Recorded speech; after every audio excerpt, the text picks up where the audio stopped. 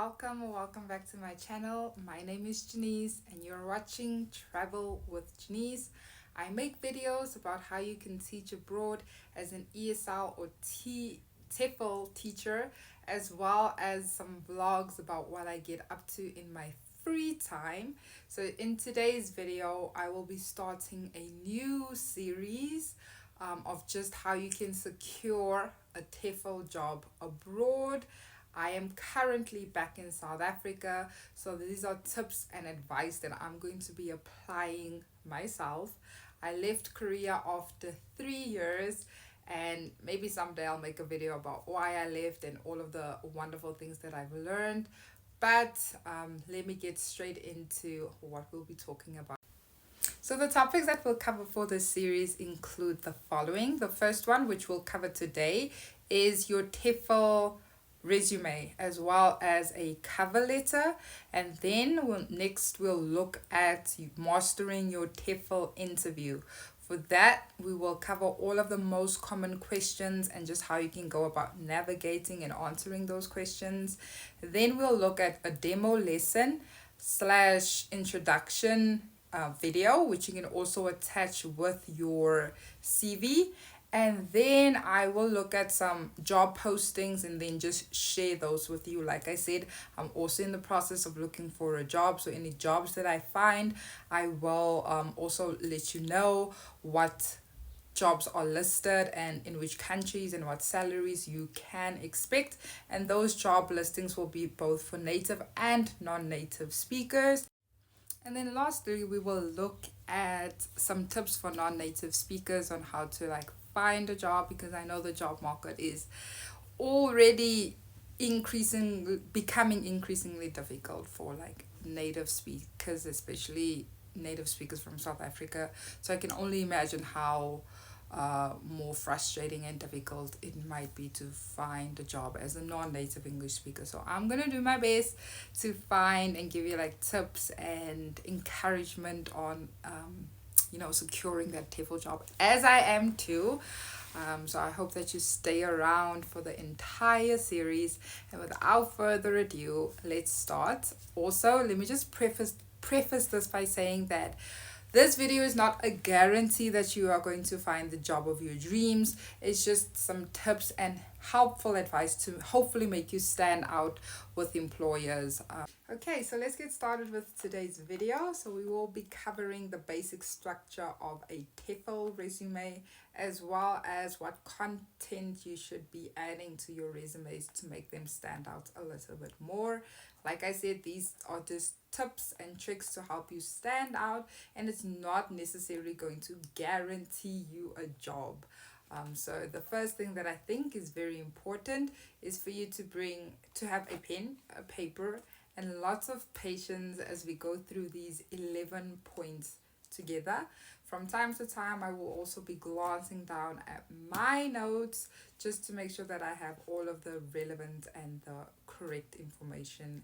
So the first bullet point that we are going to be discussing today is to, number one, tailor your resume to the job. So I think it is important over here to research the job description and use and highlight the relevant skills and experiences. And you can also use keywords, search keywords such as classroom management, lesson planning, and student engagement. You should add these to your resume, just because this will help you to stand out more. And most employers, I think all employers are looking for somebody that is student-centered, has good classroom management, and has effective lesson planning. Okay, then point number two. Point number two says to use professional contact information. So this includes your full name, professional email address. Don't say baddie@gmail.com. use your full name and surname, or just a professional sounding Gmail account. If you have a LinkedIn profile, you can also attach that where applicable, and also a cell phone number. You leave a cell phone number where employers can contact you.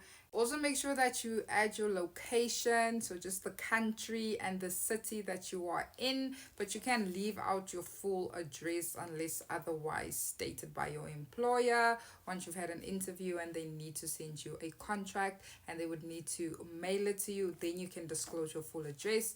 But for the resume, just your city and your country will be sufficient. Okay, now point number 3 is to create a strong statement summary.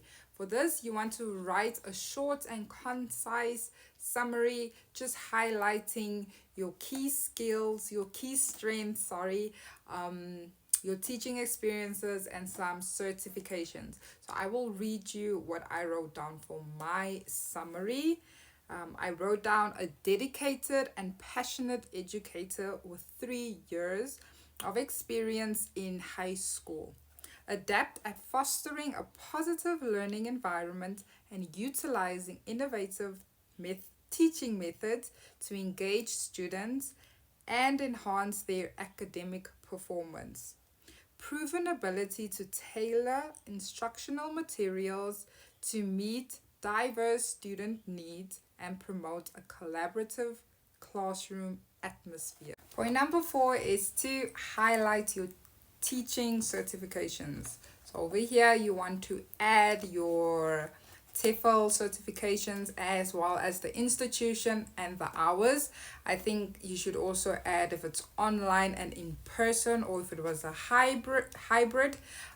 So for example, mine would be 160 TEFL certification from, I forgot the institution's name because it was many years ago, but I recently completed a 420 hour online diploma with the I2I. So the institution was I2I and it was 420 hours and it was online. So just make sure that you add those and be specific, as well as the date. It should not have an expiry date. So just the date when you completed the course. So the next one is to highlight or talk about your teaching experience. So this is point number 5.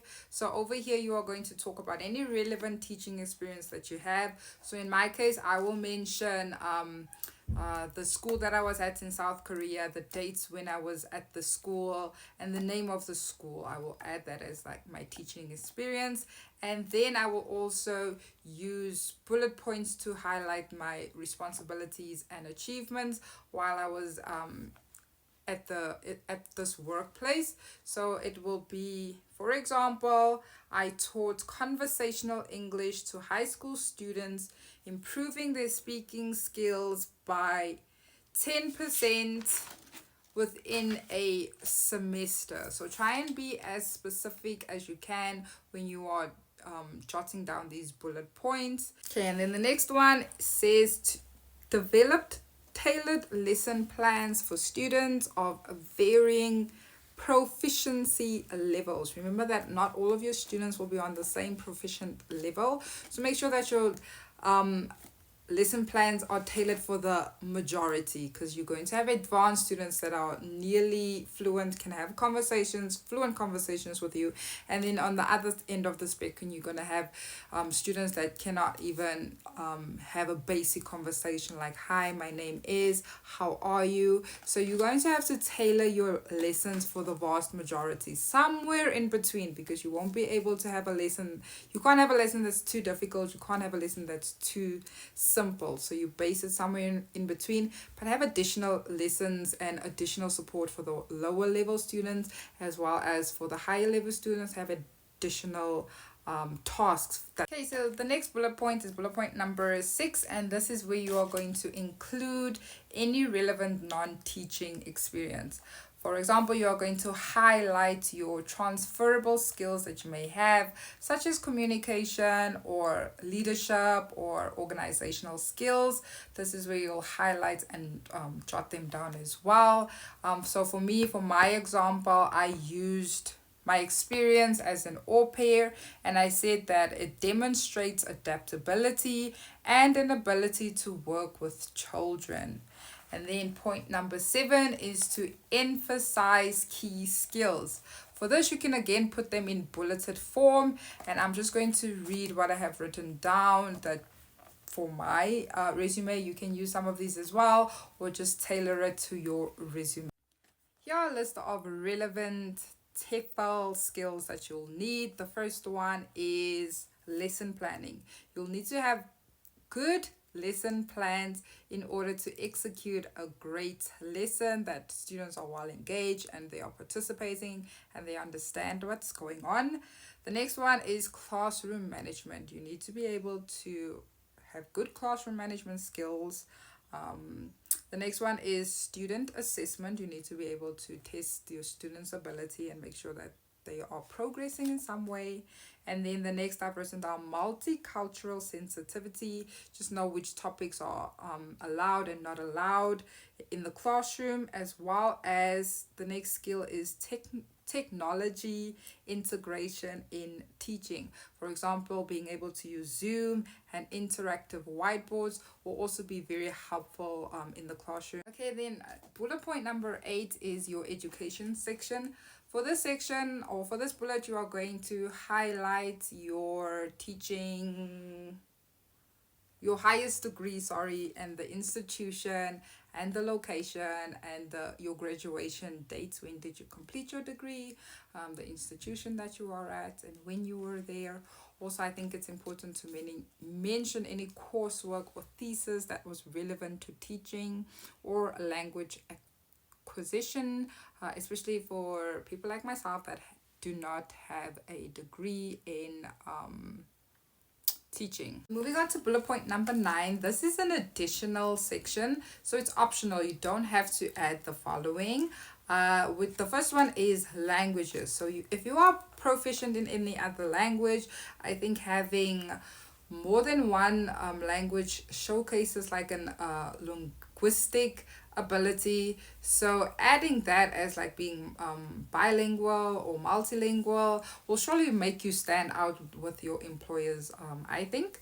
And then the next one is any volunteer work. So if you've done any volunteer work in teaching related fields, make sure to include that. And then lastly, I think your any professional development. So mention any workshops or conferences that you have attended. In Korea, it was mandatory to do an orientation with a specific program that I was in, as well as some training. And the orientation, I have added that to my resume as well. And then the next bullet point is bullet point number 10, which is to keep everything clean and concise. I'm actually going to add another video that just gives you like general tips on how to structure the layout of your resume, and it's from Eye to Eye, so I'll just attach that video as well. But I've written down: use simple professional layout with clear headings and bullet points. Keep it 1 or 2 pages long, and please make sure that you proofread. Make sure there are no grammatical errors or no spelling errors. So just go over everything once it's done. And then if you are applying to Asian countries, I don't know if it's standard for all Asian countries, but a lot of them require a professional photo. Our last bullet point is to add your references. So over here, you just want to either write down and give the references, or state that you will give the references upon request. And then just make sure that they are professional and updated, and just give the people that you add as references a heads up that, hey, you might be contacted by a future employer around this time, so please make sure that you are available and able to take that call, or just like check your emails. And that is all that I have for your resume. For the cover letter, which is next, I'm actually just going to read you my cover letter and then just highlight any skills or experiences that will make you stand out even more, because I think the resume should be on point, but as an additional, you should also have a cover letter. The cover letter is just to go into a bit more detail and showcase just your skills and just highlight them and just talk about your personality in a way and what you've done and what you are hoping to achieve with this job. And also remember to tailor your cover letter to your specific job that you are applying to. And then what to include for the cover letter, I've included again my email address, my full name, and a LinkedIn profile if applicable, as well as again the country and city that I'm located in. And then I'll just be reading my cover letter to you, and then you can just see how I've tailored it for TEFL specific job. To whom this may concern, I am writing to express my enthusiastic interest in the ESL teaching position advertised. With 3 years of dedicated experience teaching English in South Korea and a diploma specializing in ALTS, business English, and conversation skills, I am excited about the opportunity to contribute to your esteemed program.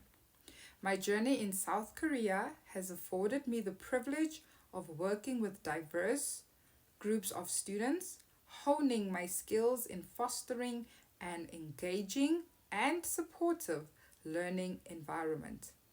My experience has equipped me with a comprehensive understanding of the challenges and triumphs involved in language acquisition, enabling me to tailor my approach to meet the unique needs of each student. I am deeply passionate about helping students achieve their language goals and have consistently demonstrated my commitment through innovative lesson planning and personalized instruction. My background in teaching ALTS, preparation, business English, and conversation skills has allowed me to effectively address various language competencies and learning objectives. As a South African native currently residing in South Korea, that should be changed. I'm no longer in South Korea. I am in South Africa. So I just have to change that up. I am well versed in cultural nuances that impact language learning and am adept at creating a classroom environment that is both inclusive and motivating. Attached to this letter is my CV, my resume, which provides further details about my professional journey and qualifications. I am eager to discuss how my background, skills, and enthusiasm aligns with the goals of your program.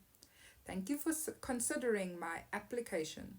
I look forward to the opportunity to speak with you further. Sincerely, Janine.